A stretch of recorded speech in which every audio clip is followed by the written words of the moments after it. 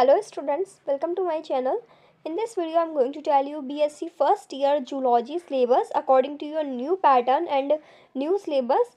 यहाँ पर आपको जो 2023 जो इसका एग्ज़ाम लगेगा, पहले जो आपका एनुअल पैटर्न हुआ करता था वो अब चेंज होकर सेमेस्टर पैटर्न हो चुका है। आपका CBCS सिस्टम आ चुका है, क्रेडिट बेस्ड सिस्टम। इसके अंदर जो आपके एक साल के अंदर आपके 2 बार एग्ज़ाम लगेंगे, फर्स्ट सेमेस्टर और सेकंड सेमेस्टर, इस तरीके से।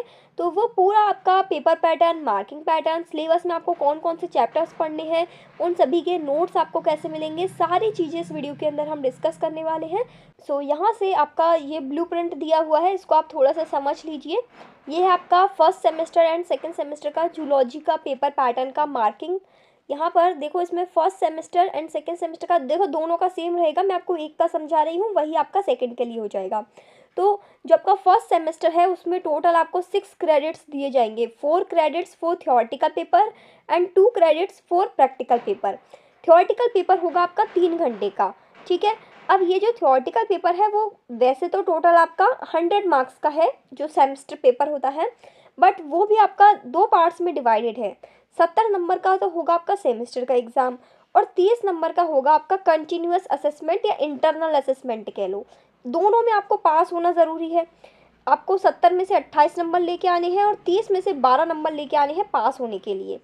और फिर जो आपका प्रैक्टिकल पेपर लगेगा, यहाँ पर प्रैक्टिकल का भी मार्किंग दिया हुआ है, वो होगा आपका 6 घंटे का। 50 में से आपको 25 नंबर लेके आने हैं। प्राइवेट कॉलेज के स्टूडेंट्स को प्रैक्टिकल की चिंता करने की बिल्कुल भी ज़रूरत नहीं है, क्योंकि प्राइवेट वालों के जो प्रैक्टिकल के मार्क्स हैं वो आसानी से कॉलेज वाले प्रोवाइड करवा देते हैं, ठीक है। तो टोटल आपको देखो, एक्चुअल में जो आपका पेपर लगेगा वो होगा टोटल 150 नंबर का। 100 नंबर का थियोरेटिकल, 50 नंबर का प्रैक्टिकल। उसमें आपको पास होने के लिए 40 नंबर थियोरेटिकल में लेके आने हैं और 25 नंबर प्रैक्टिकल में लेके आने हैं, यानी टोटल 65 मार्क्स आपको लेके आने हैं पास होने के लिए। ये उन स्टूडेंट्स के लिए बता दिया जो केवल BSc की डिग्री पास करने के लिए कर रहे हैं। बाकी आगे हम इसका सिलेबस देखते हैं पूरा। नाउ सिलेबस बताने से पहले मैं आपको आपके पेपर का पैटर्न एक बार बता दूं कि किस तरीके का आपका पेपर आने वाला है। यहाँ पर ये पूरा डिटेल में इन्होंने समझाया हुआ है। Scheme of end of semester exam, जो EOSE बोल देते हैं हम इसको शॉर्ट में, ठीक है। तो ये जो आपका 70 नंबर का पेपर लगेगा उसका यहाँ पर दिया हुआ है, वो मैं आपको समझा देती हूँ। इसमें आपके 2 पार्ट्स आएंगे, सेक्शन A और सेक्शन B। सेक्शन A के अंदर आपसे 10 क्वेश्चन पूछे जाएंगे, ठीक है। वो 10 क्वेश्चन होंगे, जैसे आपका हर सेमेस्टर के अंदर 5 यूनिट होती है, ठीक है। तो उन 5 यूनिट से 2-2 क्वेश्चन देकर आपके 10 क्वेश्चन बन गए। तो टोटल कितने मार्क्स का हो गया सेक्शन ए? 20 नंबर का। अब सेक्शन बी के अंदर क्या होगा, वही आपके 10 क्वेश्चन दिए जाएंगे, हर यूनिट से 2-2 क्वेश्चन। लेकिन इस बार सेक्शन बी के अंदर आपको ओनली 1 क्वेश्चन करना है हर यूनिट से, यानी 10 में से आपको ओनली 5 क्वेश्चन करने हैं सेक्शन बी के अंदर, ठीक है। इस चीज़ का आप ध्यान रखें। पार्ट ए के अंदर भी 10 क्वेश्चन है लेकिन पूरे 10 करने हैं। पार्ट बी के अंदर भी 10 क्वेश्चन है लेकिन ओनली 5 करने हैं। मार्किंग दोनों की अलग है। ये होंगे आपके शॉर्ट क्वेश्चंस 2-2 नंबर के, और सेक्शन बी में होंगे आपके लॉन्ग क्वेश्चंस 10-10 नंबर के, ठीक है। ये देखो, इन्होंने इस तरीके से टेबल में अच्छे से समझा दिया है पूरा। हर यूनिट से आपके 2-2 क्वेश्चन होंगे इस तरीके से, और फिर आपको सारे क्वेश्चंस करने हैं इसमें। और फिर जो आपका सेक्शन बी होगा, इसमें देखो इस तरीके से आपका पेपर आने वाला है। यूनिट 1 का एक क्वेश्चन दे दिया, फिर इसमें और लगा के यूनिट 1 का ही एक और क्वेश्चन दे दिया। अब दोनों में से आपको जो आता है वो आप कर सकते हैं। 10 नंबर के अकॉर्डिंग आपको आंसर करना है, ठीक है। नाउ अब इसमें हम आगे बढ़े तो देखो, इसमें एक लाइन क्लियरली इन्होंने लिख दी है। जब इन्होंने ये जो सिलेबस का नोटिफिकेशन निकाला है, एक लाइन यहाँ पर साफ साफ लिखी हुई है, a student will have to pass in theoretical exam, practical exam and continuous assessment separately. तीनों में आपको अलग अलग पास होना ज़रूरी है। थियोरेटिकल का जो 70 नंबर का पेपर है उसमें पास होना है, प्रैक्टिकल का जो 50 नंबर का है उसमें पास होना है, प्लस 30 नंबर का जो आपका इंटरनल असेसमेंट लगेगा, कंटिन्यूअस असेसमेंट कह लो, तो उसमें भी आपको पास होना ज़रूरी है। तब जाके आप अपना फर्स्ट सेमेस्टर क्लियर करोगे। इस चीज़ का आप ध्यान रखें कि ऐसे ही पास नहीं हो जाओगे इस बार एनुअल पैटर्न की तरह। सेमेस्टर पैटर्न में पास होने के लिए आपको पढ़ना पड़ेगा, ठीक है। सो अब हम यहाँ से सिलेबस स्टार्ट कर रहे हैं अपना। फर्स्ट सेमेस्टर के अंदर जो आपका जूलॉजी का पेपर है वो है आपका एनिमल डाइवर्सिटी फर्स्ट, ठीक है। और इसमें आपके जो चैप्टर्स हैं वो यहाँ पर मैं आपको बता देती हूँ। चैप्टर्स में नीचे लिखे हुए होंगे, ये रहे। ये देखिए आपका जूलॉजी का फर्स्ट सेमेस्टर का पेपर एनिमल डाइवर्सिटी फर्स्ट, इसमें यूनिट 1 है आपकी एनिमल डाइवर्सिटी। यूनिट 2 है आपकी origin and organisation of metazoa. Unit 3 है आपकी general character and classification of phylum. Unit 4 के अंदर भी आपका वही फाइलम एनालिडा एंट्रोपोडा। यूनिट 5 के अंदर आपका जो मॉलस्कर एकिनोडर्मेटा है वो सारी चीज़ें हैं, ठीक है।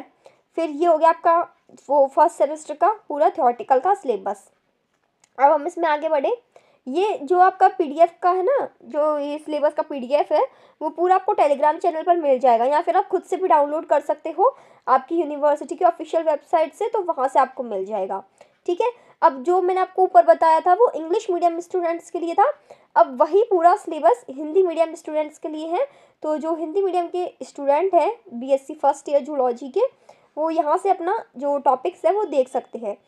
और इनके जो नोट्स है ना, तो कुछ कुछ चैप्टर के नोट्स तो मैं आपको प्रोवाइड करवा दूंगी।